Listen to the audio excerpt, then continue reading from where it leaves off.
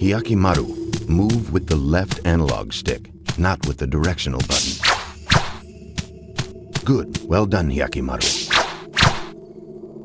Move with the left analog stick while holding down the L1 button. Use it to avoid exposing your back to your enemy. Press the L1 button to center the camera in the direction you are facing. Jump with the X button. Yes, very good, Hyakkimaru. Now try pressing the X button one. Well done. That was an excellent double jump. Now for battle practice. The square button does a light attack, and the triangle button does a heavy attack.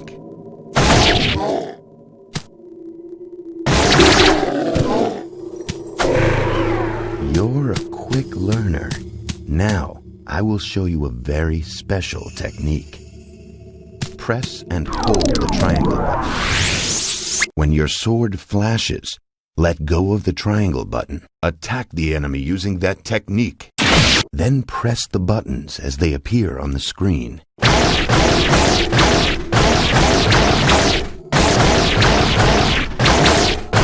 Once the enemy's health has been depleted, press the triangle button. Very well done, Hyakkimaru. Try to get as many slashes as you can. You may be rewarded. Look, your attacks have caused your spirit gauge to fill up. See the blue gauge blinking in the upper left corner. Now, press the square button and the triangle button simultaneously.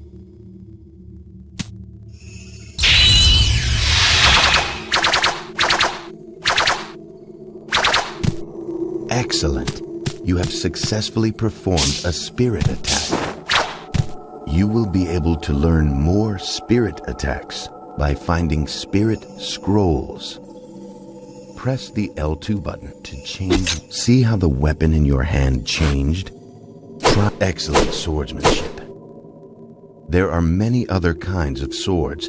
Be sure to try each one at least once. Now, press the L2 button to return to using. Finally, I will explain how to use the weapons I have built into your body. First, your right arm. While using your sword arm, impressive, isn't it? I call it the repeater arm cannon. This weapon can be used when you have your sword arms drawn.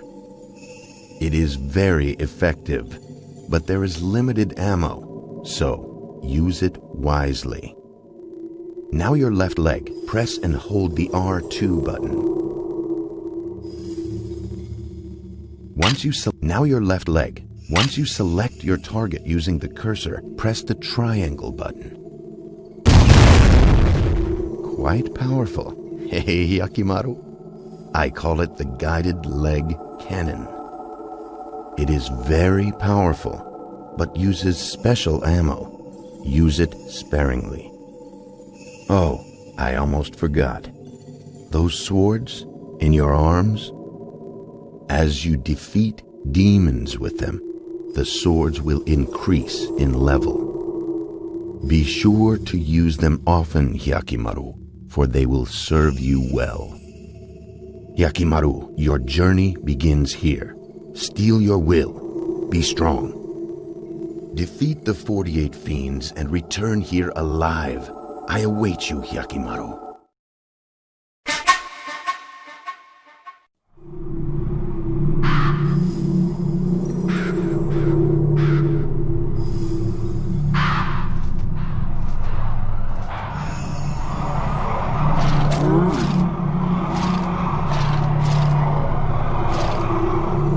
Damn demons. You really think you can kill me? Try me. I will take back all the 48 body parts the fiends stole from me.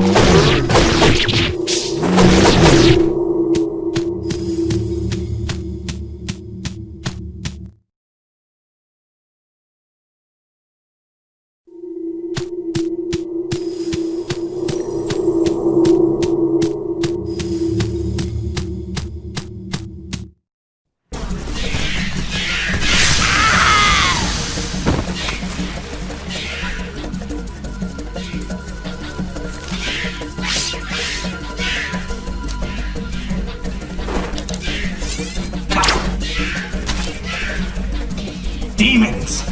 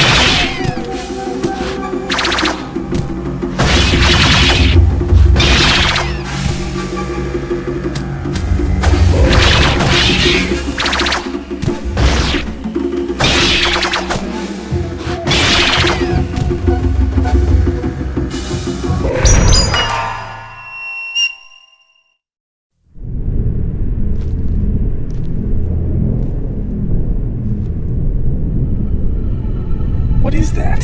The air doesn't feel right. Smells like a demon to me.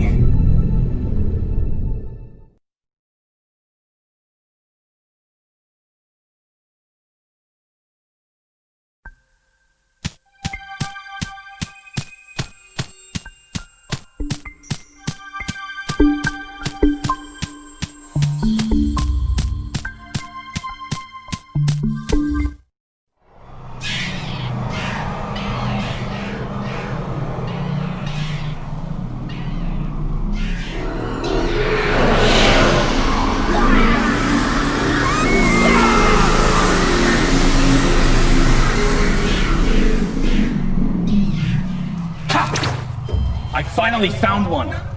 These fiends live off the sorrow and despair of humans! I'm here to take back my body!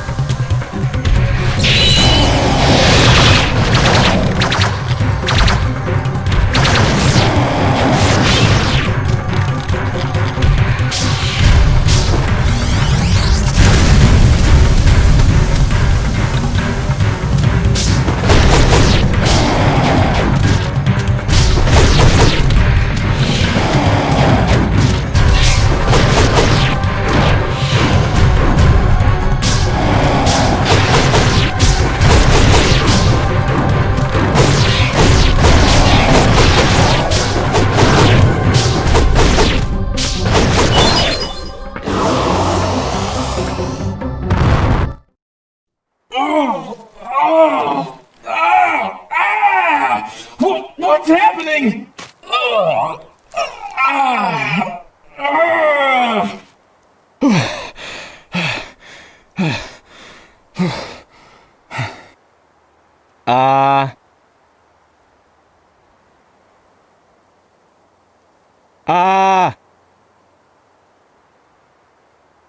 My voice. It's my own voice. I got my voice back.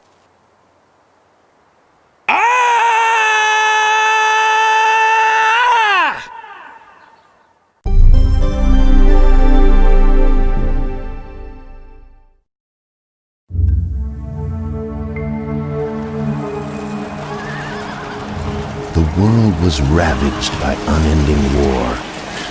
The people cried to the heavens, their hearts full of despair.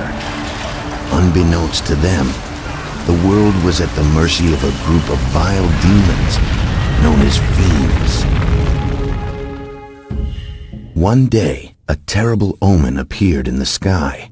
When morning came, not one, but two suns rose in the east.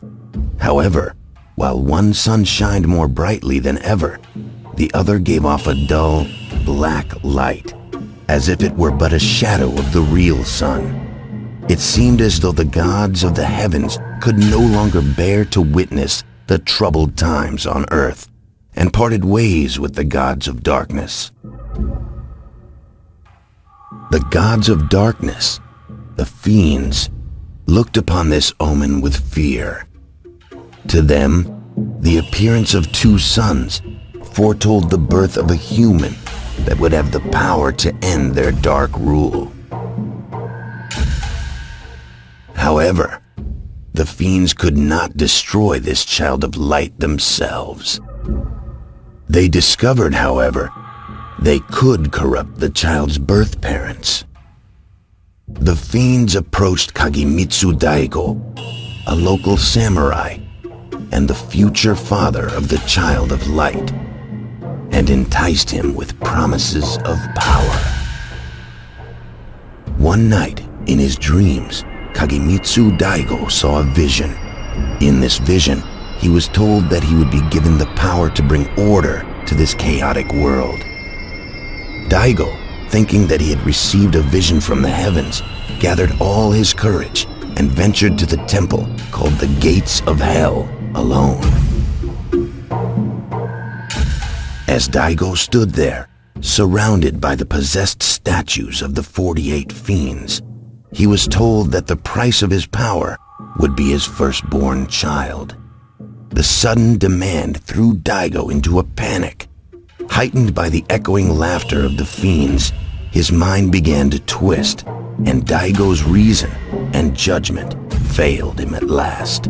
He signed the contract. A few days later, Daigo's child was born. This was much to the surprise of Daigo himself, as he had expected the fiends would lay claim to his child. Daigo dared to allow himself to feel a moment of joy and relief, but that moment proved to be short-lived. Shadows gathered over the newborn, wrapping themselves around its tiny body. A voice sounded from within the shadows.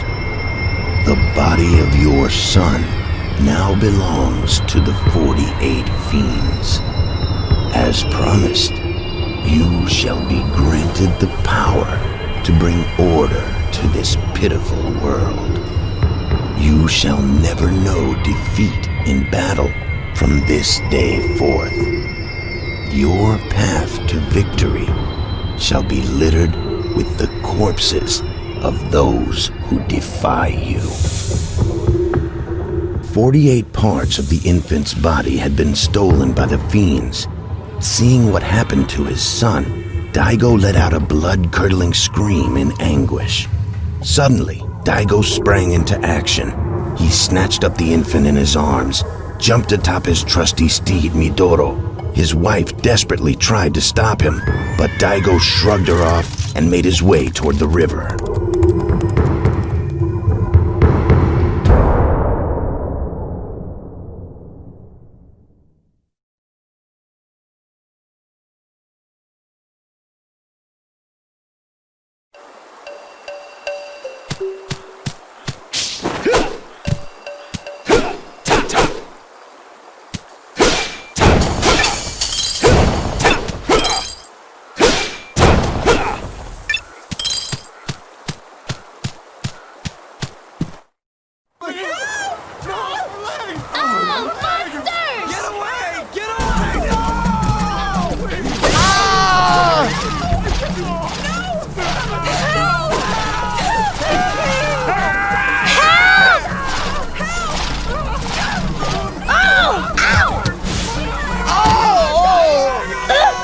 Stay back.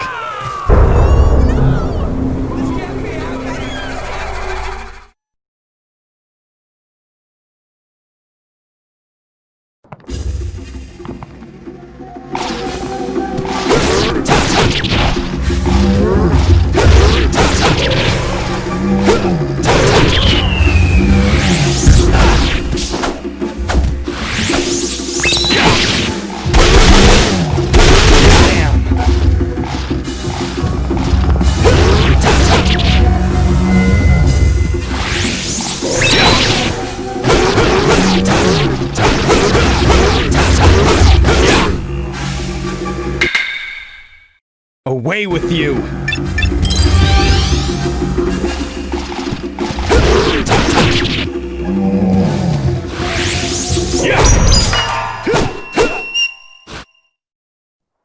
Don't worry. I've killed all the demons. My arm? It's fake. Let's not go telling everyone about this, okay?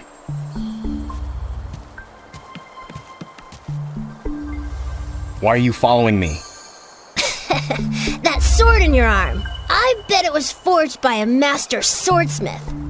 I don't know. Maybe it was. It works good enough for me. I thought so. You mind if I take it? Take it? You? Don't make me laugh. I am the world-famous thief, Dororo. Come rain or shine, once I set my eyes on a treasure, it's mine. I don't think you get it. This thing is attached to my arm. It's a part of me. You can't get rid of me that easily. I will get that sword. Are you stupid? Staying near me is certain death. You saw them, didn't you? I'm haunted by ghosts and demons. Well, the world-famous thief is afraid of nothing. Thief or not, don't follow me.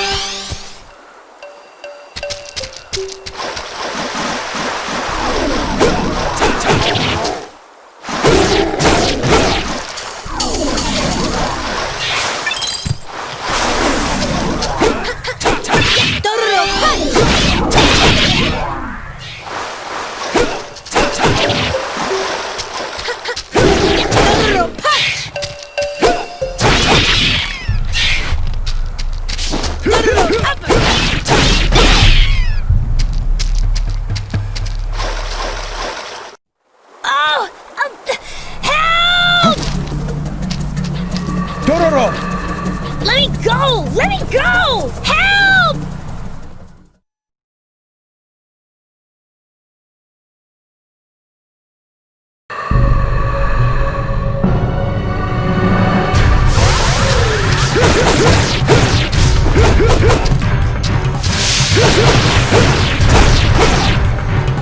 Let me go! Let me go!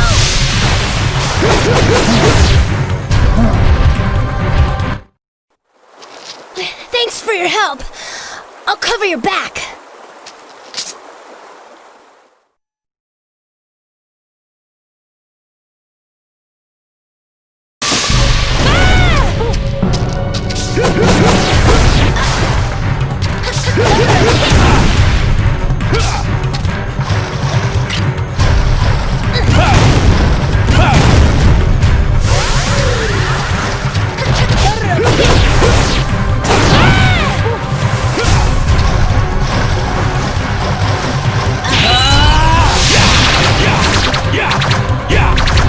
Sword arms have leveled up.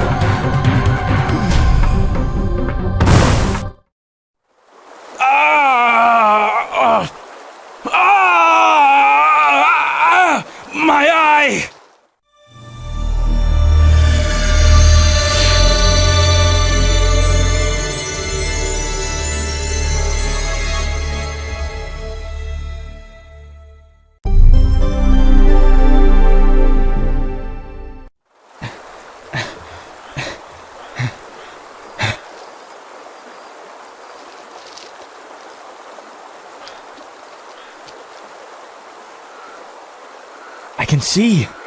I can see through my left eye.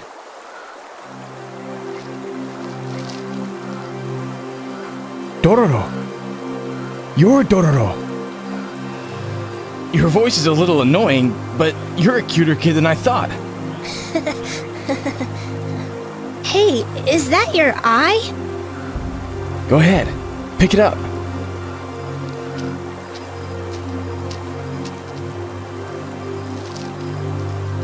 It's a fake eye.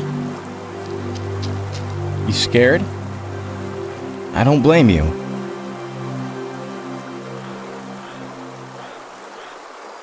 When I was a baby, I was found floating in the river in a barrel.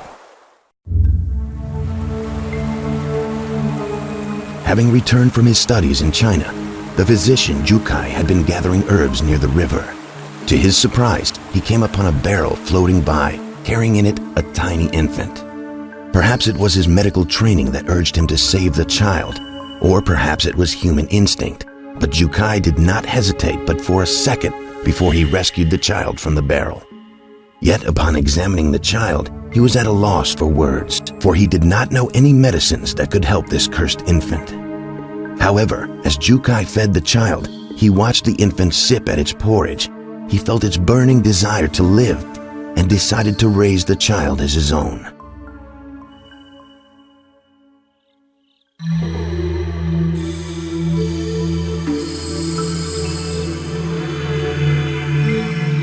One day, a strange voice buzzed in Jyukai's ear. "Feed me, feed me," the voice pleaded. He looked around in search of the source of the voice. The infant was staring straight at him with its empty eyes. "Could it be?" he said aloud. "Were you the one speaking to me?" "Yes," the voice echoed in his mind.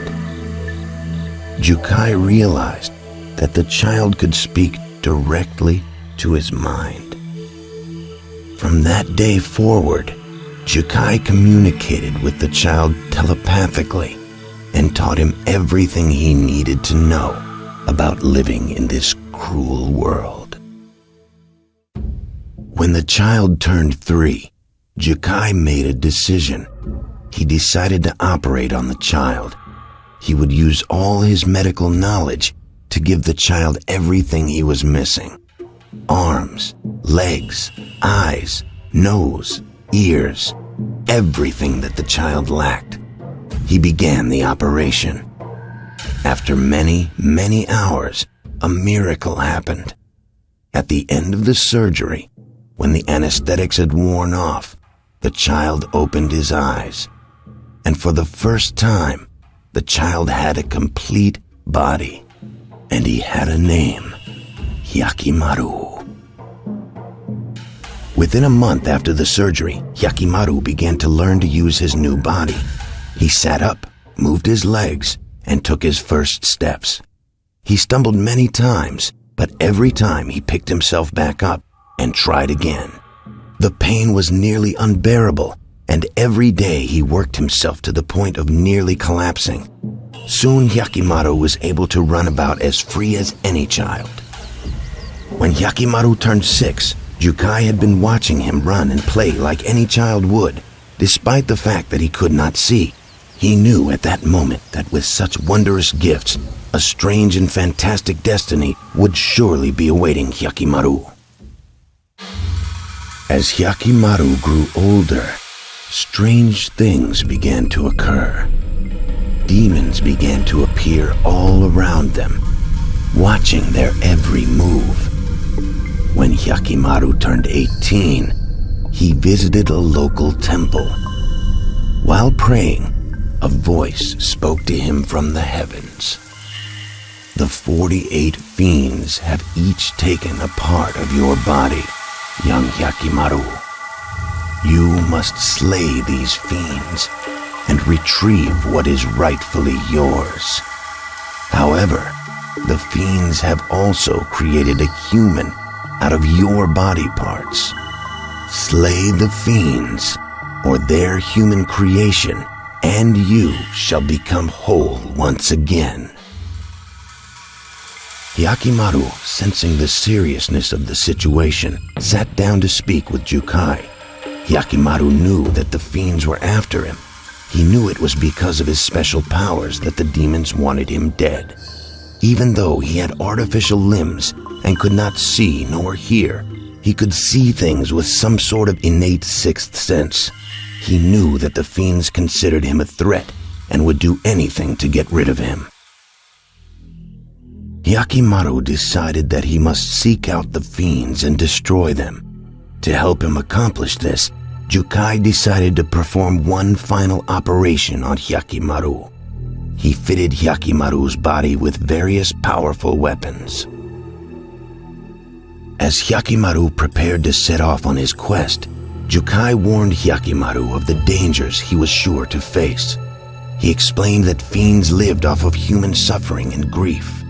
He told Hyakkimaru that if he encountered any peoples burdened with inexplicable pain or suffering, chances are he would find a fiend nearby.